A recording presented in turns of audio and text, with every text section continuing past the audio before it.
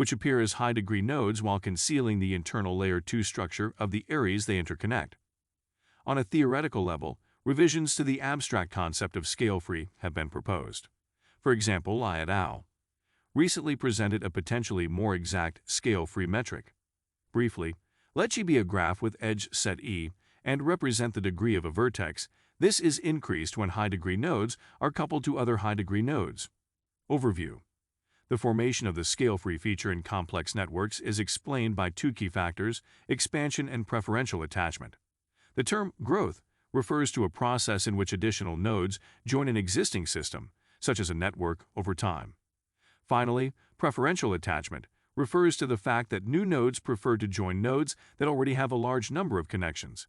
As a result, there's a better chance that more nodes join up with the one that already has a lot of linkages, eventually leading to a hub. Hubs can be either assortative or disassortative, depending on the network. Assortativity can be evident in social networks, where people who are well-connected or famous tend to know one another better. In technological and biological networks, disassortativity can be found. Characteristics. The relative commonness of vertices with a degree that substantially surpasses the average is the most notable feature of a scale-free network. The highest degree nodes are sometimes referred to as hubs, and they are assumed to have specific functions in their networks. However, this varies widely depending on the domain. Clustering. The clustering coefficient distribution, which decreases as the node degree grows, is another significant feature of scale-free networks. A power law also governs this allocation. This means that the low-degree nodes are part of incredibly dense subgraphs that are linked together by hubs. Consider a social network where the nodes are people and the linkages represent people's acquaintance ties. People from communities or tiny groupings in which everyone knows everyone else. A community's members also have a few acquaintance relationships with persons from outside the community. However, some persons are linked to a vast variety of communities. Those individuals could be regarded as the small world phenomenon centers. The more detailed properties of scale-free networks now differ depending on the generative method utilized to construct them. Preferential attachment networks, for example, often position the high-degree vertices in the center of the network, connecting them to form a core, with increasingly lower-degree nodes forming the regions between the core and the periphery. The removal of even a substantial fraction of vertices at random has minimal effect on the network's overall disconnectedness, implying that such topologies could be effective for security, but focused attacks swiftly destroy the network's connectivity. These traits are not present in other scale-free networks that place high-degree vertices in the perimeter. Similar to scale-free networks, the clustering coefficient can vary greatly depending on other topological features. Immunization. The subject of how to effectively immunize scale-free networks that mimic reality networks like the Internet and social networks has been intensively researched.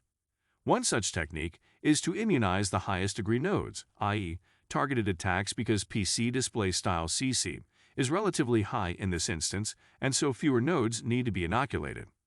However, in many real-world situations, the global structure is unavailable, and the highest degree nodes are unknown. Under graph transformations, the properties of a random graph may change or remain invariant. For example, Mashidia et al. Showed that converting random graphs to their edge-dual graphs creates an ensemble of graphs with almost the same degree distribution, but much greater degree correlations and clustering coefficients. As a result, scale-free graphs stay scale-free after such changes. Examples. Even though many real-world networks are assumed to be scale-free, the evidence is sometimes equivocal, owing to a growing understanding of more rigorous data analysis tools. As a result, the scientific community continues to argue the scale-free nature of many networks. The following are a few instances of scale-free networks.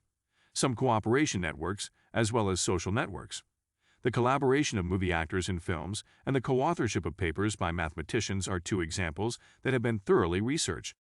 Many types of computer networks exist, including the Internet and the World Wide Web's web graph. Software dependency graphs, some of which are described using a generative model. Interbank payment networks and other financial networks. Protein-protein interaction networks are a type of protein-protein interaction network. Semantic networks are a type of semantic network. The fractal patterns of seemingly random oxygen atoms and lattice distortion appear to be linked to the properties of a high-temperature superconductor, a material in which electrons obey quantum physics and flow in perfect synchronization, without friction. The weighted planar stochastic lattice, a space-filling cellular structure with a power law distribution of coordination numbers, was recently proposed. Many types of computer networks exist, including the Internet and the World Wide Web's web graph. Software dependency graphs, some of which are described using a generative model. Interbank payment networks and other financial networks, protein-protein interaction networks, are a type of protein-protein interaction network. Semantic networks are a type of semantic network. The fractal patterns of seemingly random oxygen atoms and lattice distortion appear to be linked to the properties of a high-temperature superconductor, a material in which electrons obey quantum physics and flow in perfect synchronization, without friction.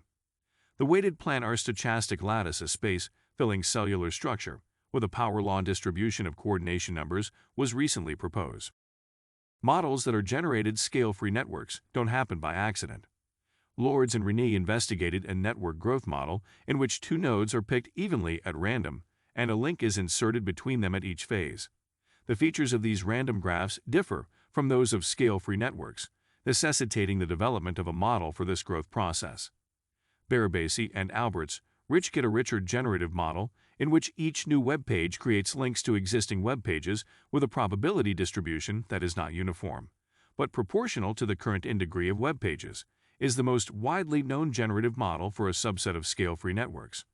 Derek J. DeSala Price first proposed this concept in 1965 under the name cumulative advantage, but it did not gain traction until Barabasi rediscovered the results under its current. A page with more inlinks will attract more inlinks than a standard page, according to this method.